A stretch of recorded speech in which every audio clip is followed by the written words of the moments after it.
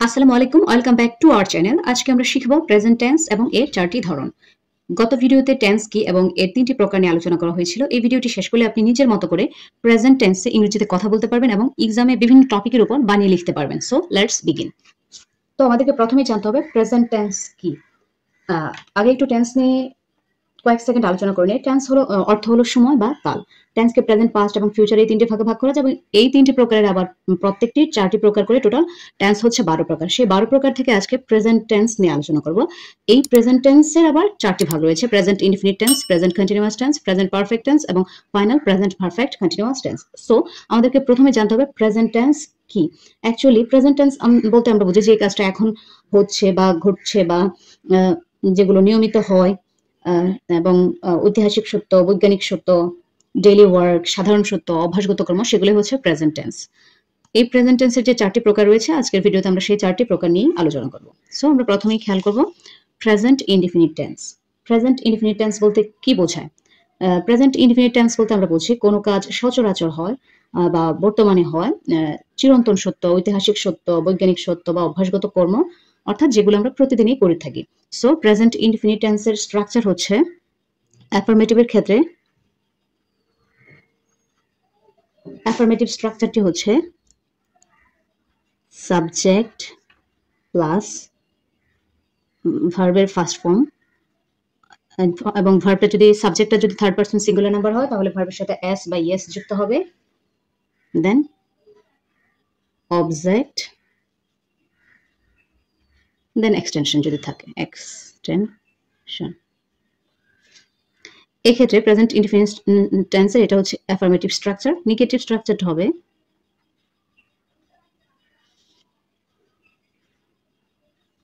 Subject plus do not or does not plus V1 plus object, then যদি extension থাকে তাহলে extension. এবং এক্ষেত্রে ইন্টারোগেটিভ অর্থাৎ কোয়েশ্চন স্ট্রাকচারটা হবে ডু অথবা does plus subject plus V1 plus object plus extension. এক্ষেত্রে আমাদেরকে খেয়াল রাখতে হবে কোয়েশ্চন মার্কটা মিস করা যাবে না। তো প্রেজেন্ট ইনডিফিনিট টেন্স আমরা কোন কোন ক্ষেত্রে ইউজ করে থাকি, অর্থাৎ uses of present indefinite tense আমরা বলতে পারি হ্যাবিচুয়াল কর্ম বা কাজ, সাধারণ সত্য, রুটিন, ডেইলি রুটিন যেটা বোঝায় রুটিন বা ফ্যাক্ট বোঝাতে,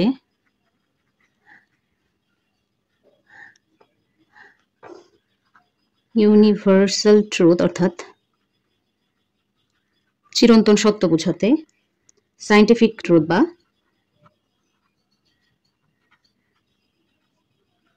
বৈজ্ঞানিক সত্য বোঝাতে, ঐতিহাসিক সত্য, বৈজ্ঞানিক সত্য, ইউনিভার্সাল ট্রুথ, ডেইলি রুটিন বা ফ্যাক্ট, সাধারণ সত্য, অভ্যাসগত কর্ম অর্থাৎ হ্যাবিচুয়াল ফ্যাক্ট, এগুলো বোঝাতে আমরা প্রেজেন্ট ইনডিফিনিট টেন্স ইউজ করে থাকি। এক্ষেত্রে কিছু এক্সাম্পল দিলে টেন্সটা আর একটু ক্লিয়ার হবে।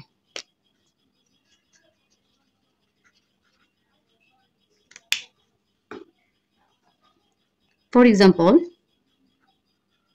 I eat rice every day. এটা হচ্ছে একটি অ্যাফার্মেটিভ সেন্টেন্স প্রেজেন্ট ইনডিফিনিট টেন্সের। আবার যদি বলি the sun rises in the east, এটাও হচ্ছে একটি চিরন্তন সত্য প্রেজেন্ট ইনডিফিনিট টেন্সের। আবার যদি বলি water freezes at 0 degree centigrade, এটা হচ্ছে প্রেজেন্ট ইনডিফিনিট টেন্সের একটা এক্সাম্পল যা বৈজ্ঞানিক সত্য প্রমাণ করে। এক্ষেত্রে নেগেটিভ সেন্টেন্স হবে একটা I do not every day, এটা হচ্ছে একটি অ্যাফার্মেটিভ সেন্টেন্স প্রেজেন্ট ইনডিফিনিট টেন্সের। আবার যদি বলি the sun rises in the east, এটাও হচ্ছে একটি চিরন্তন সত্য প্রেজেন্ট ইনডিফিনিট টেন্সের। আবার যদি বলি water freezes at 0 degree centigrade, এটা হচ্ছে প্রেজেন্ট ইনডিফিনিট টেন্সের একটা এক্সাম্পল যা বৈজ্ঞানিক সত্য প্রমাণ করে। এক্ষেত্রে নেগেটিভ সেন্টেন্স হবে একটা I do not eat rice. I eat rice. I do not eat rice. I eat rice যদি অ্যাফার্মেটিভ হয় তাহলে I do not eat rice হবে নেগেটিভ স্ট্রাকচার। আবার কোশ্চেন অর্থাৎ ইন্টারোগেটিভ সেন্টেন্সের ক্ষেত্রে আমরা ইউজ করব do you eat rice or do you play cricket? এক্ষেত্রে কোয়েশ্চেন মার্কটা অ্যাড করতে হবে। সো আমরা কি বুঝলাম? প্রেজেন্ট ইনডিফিনিট টেন্স আমরা ইউজ করি কখন? কোনো কাজ বর্তমানে হয় যেগুলো চিরন্তন সত্য বোঝায়, ঐতিহাসিক সত্য, বৈজ্ঞানিক সত্য বা অভ্যাসগত কর্ম অর্থাৎ নিত্যনৈমিত্তিক কাজগুলো বোঝায়, তাই হচ্ছে প্রেজেন্ট ইনডিফিনিট টেন্স। এবার আমরা আলোচনা করব প্রেজেন্ট কন্টিনিউয়াস টেন্স, অর্থাৎ যেই কাজটা বর্তমানে চলমান বা কন্টিনিউ আছে তাই হচ্ছে প্রেজেন্ট কন্টিনিউয়াস টেন্স। এক্ষেত্রে প্রেজেন্ট কন্টিনিউয়াস টেন্সের ক্ষেত্রে স্ট্রাকচার, অ্যাফার্মেটিভের ক্ষেত্রে স্ট্রাকচারটি হচ্ছে subject plus am is are plus object যদি থাকে দেন এক্সটেনশন। এক্ষেত্রে নেগেটিভ স্ট্রাকচারটি হচ্ছে subject plus am is are plus not plus ভার্বের সাথে ing, সরি এখানে হবে ভার্বের সাথে ing, ভার্ব প্লাস ing, ভার্বের সাথে ing plus object plus extension. এক্ষেত্রে ইন্টারোগেটিভ সেন্টেন্সটা হবে তখন আমরা এই am is are এই অক্সিলারি ভার্বগুলোকে সামনে নিয়ে আসবো। am is are plus then subject বসাবো, then verb plus ing, then object যদি থাকে দেন এক্সটেনশন। তো আমরা কোন কোন ক্ষেত্রে প্রেজেন্ট কন্টিনিউয়াস ইউজ করে থাকি? প্রেজেন্ট ইউজেস অফ এই মুহূর্তে যা ঘটছে, এই ক্ষেত্রে এই মুহূর্তে যা ঘটছে সেক্ষেত্রে আমরা প্রেজেন্ট কন্টিনিউয়াস টেন্স ইউজ করি বর্তমানে চলমান কাজ বোঝাতে। যেমন এই মুহূর্তে আমি লিখছি, এটা হচ্ছে প্রেজেন্ট কন্টিনিউয়াস টেন্স। আবার যদি টেম্পোরারি কোনো অ্যাকশন থাকে, টেম্পোরারি অ্যাকশনের ক্ষেত্রেও প্রেজেন্ট কন্টিনিউয়াস টেন্সটা ইউজ করা হয়। এক্ষেত্রে কয়েকটা এক্সাম্পল দিলে জিনিসটা আরেকটু ক্লিয়ার হবে।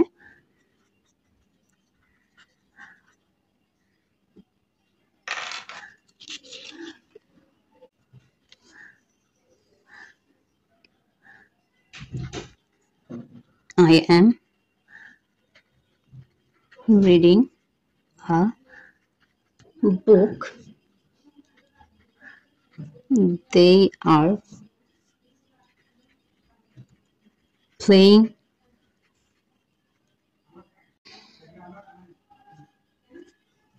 অথবা she is cooking now। এগুলো হচ্ছে সবই, এই তিনটাই হচ্ছে অ্যাফার্মেটিভ সেন্টেন্স। এখন একটা নেগেটিভ এক্সাম্পল দিচ্ছি। I am not reading or writing, এটা হচ্ছে একটা নেগেটিভ সেন্টেন্স। অথবা যদি বলি she is not cooking now, এটা হচ্ছে একটা নেগেটিভ সেন্টেন্স। আবার যদি একটা কোয়েশ্চেন সেন্টেন্স অর্থাৎ ইন্টারোগেটিভ সেন্টেন্স তাহলে এটা হবে are you listening, তুমি কি শুনছো? অথবা is he coming, সে কি আসছে?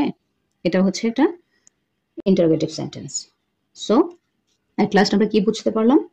প্রেজেন্ট কন্টিনিউয়াস টেন্স হচ্ছে বর্তমানে কোনো কাজ চলমান বা কন্টিনিউয়াস। এবার আমরা কথা বলবো প্রেজেন্ট পারফেক্ট টেন্স নিয়ে।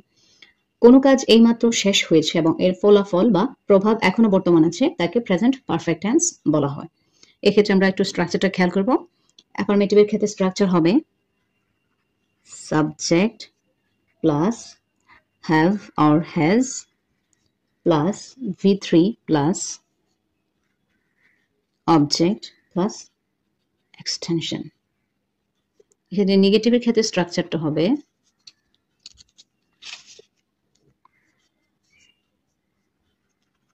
subject plus have or has plus not plus V3 plus object plus extension। এক্ষেত্রে ইন্টারোগেটিভ অর্থাৎ কোয়েশ্চেন সেন্টেন্সটা হবে এই স্ট্রাকচারে, লাইক প্রথমে আমরা আনবো হ্যাভ অথবা হ্যাভ অথবা হ্যাজ, দেন বসাবো সাবজেক্ট, তারপর ভার্বের থার্ড ফর্ম V3, তারপর যদি অবজেক্ট থাকে অবজেক্ট, দেন এক্সটেনশন। তো আমরা প্রেজেন্ট পারফেক্ট টেন্স আমরা কোন কোন ক্ষেত্রে প্রয়োগ করব, কিভাবে ব্যবহার করব প্রেজেন্ট পারফেক্ট টেন্স কোন কোন বিষয়ের ক্ষেত্রে? এক হচ্ছে জাস্ট নাও শেষ হওয়া কোনো কাজের ক্ষেত্রে আমরা প্রেজেন্ট পারফেক্ট টেন্স ইউজ করব। জাস্ট নাও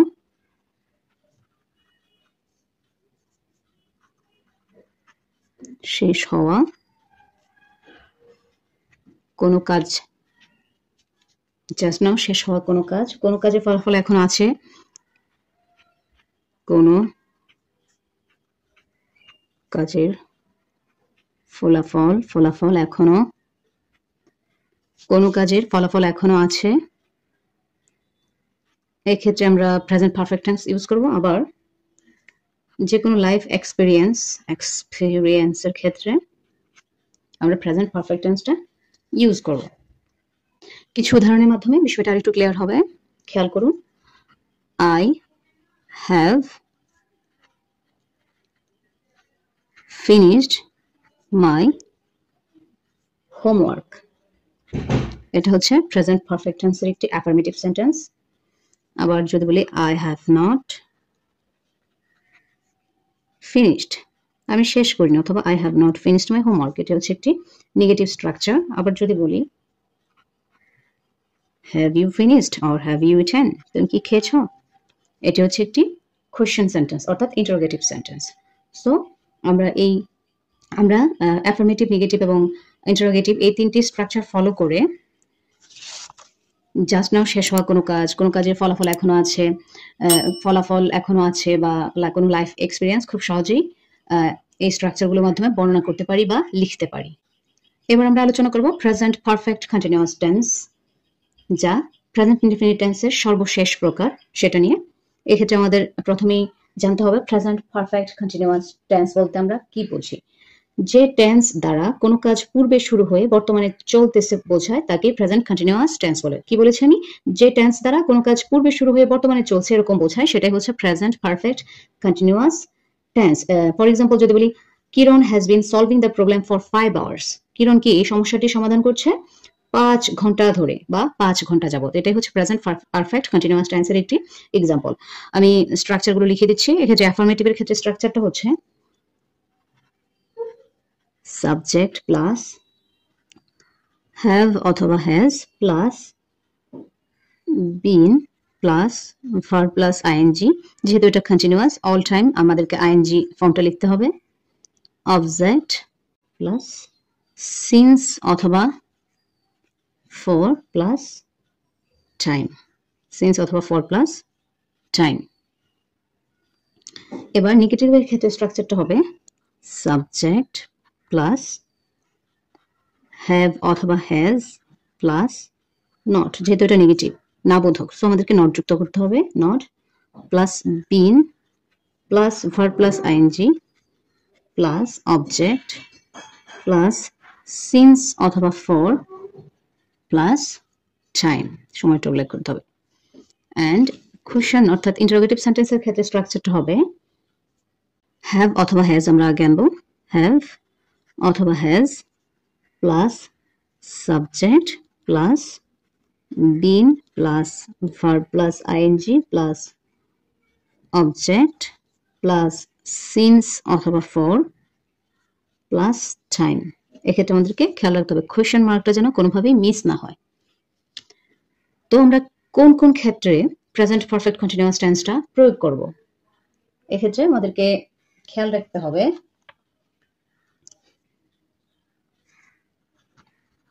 একটা কাজ অনেকক্ষণ ধরে চলছে বোঝালে, অনেকক্ষণ ধরে চলছে এরকম ক্ষেত্রে আমরা present perfect continuous tense use করব। অ্যাকশনটা অর্থাৎ কাজটা স্টার্টেড অর্থাৎ শুরু হয়েছে ইন দ্য ফার্স্ট অর্থাৎ কাজটা অতীতে শুরু হয়েছে and is still going on, অর্থাৎ একটা কাজ অনেকক্ষণ ধরে চলছে, এক্ষেত্রে আমরা present perfect continuous tense use করব। আবার কোনো একটা কাজ অতীতে অর্থাৎ পূর্বে শুরু হয়েছে এবং এখনো চলছে বোঝাতে আমরা প্রেজেন্ট পারফেক্ট কন্টিনিউয়াস টেন্সটা ইউজ করব। কয়েকটি এক্সাম্পলের মাধ্যমে বিষয়টা আরেকটু ক্লিয়ার হবে। যেমন I have been studying for 2 hours. আমি 2 ঘন্টা যাবত পড়াশোনা করছি। এটা হচ্ছে একটি অ্যাফার্মেটিভ সেন্টেন্স। আবার যদি বলি, এটা ফর এর ক্ষেত্রে, আবার যদি বলি she has been working since morning, এটি হচ্ছে একটি অ্যাফার্মেটিভ সেন্টেন্স। দেন আবার যদি বলি I have not been working, এটি হচ্ছে একটি নেগেটিভ সেন্টেন্স। আবার যদি ইন্টারোগেটিভ সেন্টেন্স বলি have you been learning English, এটি হচ্ছে একটি ইন্টারোগেটিভ সেন্টেন্স। সো আপনারা একটু খেয়াল করুন, আমার প্রত্যেকটা এক্সাম্পলে কিন্তু স্ট্রাকচারটা ফলো করা হয়েছে। সাবজেক্ট হ্যাভ অথবা হ্যাজ, হ্যাভ বসেছে, দেন বিন, দেন ভার্বের সাথে আইএনজি, তারপর ছিল ফর অথবা সিন্স। এখানে যেহেতু 2 আওয়ার্স দেওয়া হয়েছে, তো সো এখানে আমরা ফর বসিয়েছি, আর যেহেতু এখানে সিন্স মর্নিং বসিয়েছে, মর্নিং, সো এখানে আমরা সিন্স দিই। কেননা আমরা জানি ডিজিট প্লাস সময়ের এককের পূর্বে আমরা ফর বসাই এবং কোনো সময়ের নামের পূর্বে আমরা সিন্স বসাই। আবার আমরা যখন এটাকে নেগেটিভ করেছি তখন আমরা নট ইউজ করেছি। আবার যখন ইন্টারোগেটিভ করেছি তখন অক্সিলারি ভার্বটা সবার সামনে বসিয়ে তারপর সাবজেক্ট দিয়ে been learning, then finally question মার্কটা দিয়েছি। আই হোপ আপনারা আজকের এই ভিডিও থেকে প্রেজেন্ট ইনডিফিনিট টেন্স সম্পর্কে কিছুটা হলেও ধারণা পেয়েছেন। যদি ভিডিওটি হেল্পফুল মনে হয় তাহলে অবশ্যই একটি লাইক দিবেন, চ্যানেলটি সাবস্ক্রাইব করবেন আর বন্ধুদের সঙ্গে শেয়ার করতে ভুলবেন না। See you in the next video. Till then keep learning, stay confident. আল্লাহ হাফেজ।